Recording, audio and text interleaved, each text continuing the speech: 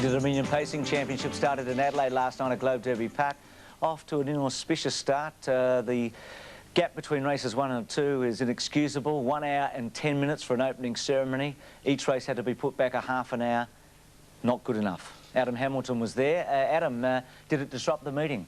Oh, look, no question about that, Bruce. It was a real, I suppose it was a bad taste to start out the series. We were so looking forward to the start of the actual racing, and you know, there was comments made about how successful the opening presentation was, but let's face it, Bruce, people are there to see the racing, and if the presentation was going to be that long with all sorts of dances and parades and that sort of thing, then why not allow longer time in between the races to get it over and done with? Yeah, they should have started at 4 o'clock perhaps. What did you think of Desperate Comment? A huge run in the first heat. Absolutely tremendous runner. What can you say, Bruce? He seemed to treat them with utter contempt, his rivals. Going into the race, you'll see him here at this stage. He's racing outside the leader, yeah. Now in his new colours, he's in the Graham Lang colours he carries now, which is the blue with the orange helmet there. We're just looking for some of the other chances here. Young Mr. Charles, the defending champions, well back in the field there. He's 3 back on the fence. In front we've got Manaville, who was heavily back to win this heat, but you can see, just look at the ease with which Desperate Comment goes away with it, and Sovereign Hill's late finish down the outside.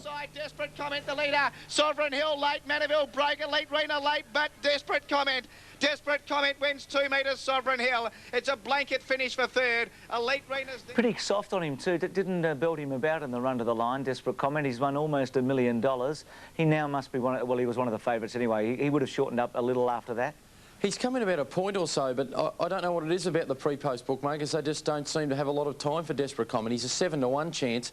You'd think after an easy win like that now, just leading up to the footage we showed you, he was 3 wide and 4 wide for most of the race up until he got outside the leader. So Graham Lang said after the race, with a big grin on his face, he's becoming a real character, Graham. He said, believe me, it felt as easy as it looked. So he's over the moon about this horse, and any suggestions that he won't get through the series have just been laughed off by Graham. Second heat, Quantum Lobel went to the front. Heracles was back early. He made a quick run around and got to the death chair.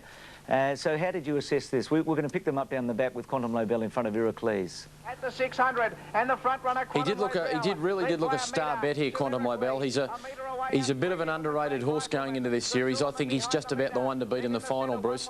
He got the lead very, very cheaply here, and Heracles, as you pointed out, Ricky May showed a bit of initiative and got around the field early.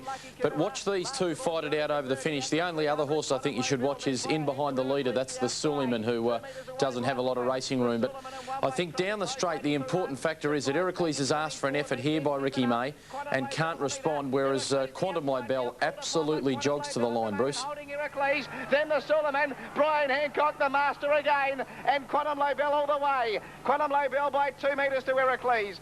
Has such a great record at Hancock, doesn't he, at the highest level, and has won an Interdominion Pacing Championship in Adelaide. Just like Chris Lewis, a driver, won many years ago with a horse called Carclue. He then won with Rhett's Law in Perth. He was on Norm's daughter. Now, she's only one of 2 mares in the whole lineup. One of your favourites. Good win last night. Oh, she's certainly one of my favourites, no doubt about that. Her Hunter Cup run when she finished 7th after missing the start was an absolute slasher. And I thought it was a drive of real confidence from Chris Lewis last night. Just recently taken over the drive from the suspended Kelly Kersley.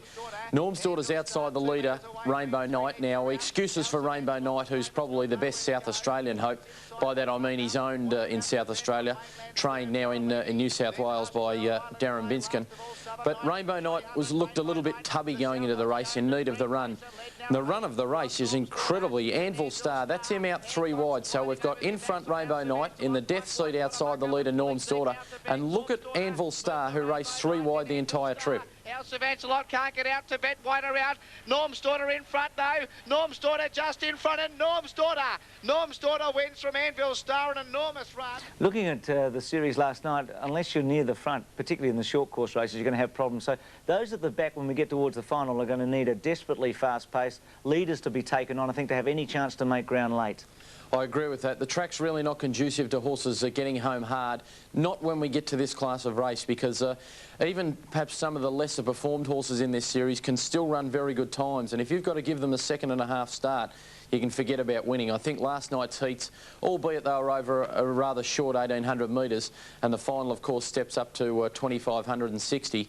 I think it really showed that this series is wide open now, Bruce. OK, the market. Now, our Sir Vancelot, we didn't talk about. He had no luck in the last heat. The market, Iroquois still favourite, which you can argue with, can't you? I mean, whether our Sir Vancelot or Quantum Lobel should be. What were the major changes last night? Well, the major changes were that Iroquois eased out a half a point from 2-1 out to 5-2. Our Sir Vancelot remained steady. Anvil Star, Bruce, has come in a couple of points from 7-1 to 5-1. Quantum Lobel also trimmed up a point from 7s to 6s. Desperate Comment, well, he came in a point, but should be shorter. They're going to have to take notice of him soon, surely.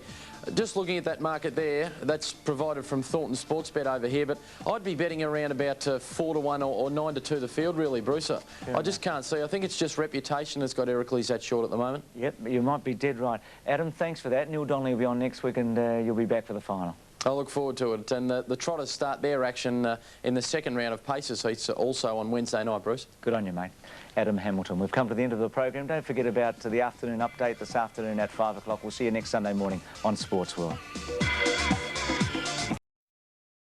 England all out for 144. Now, England leads the series 2-1. There was another match tied, so one match to go. It's 2-1 and 1 there with New Zealand and England.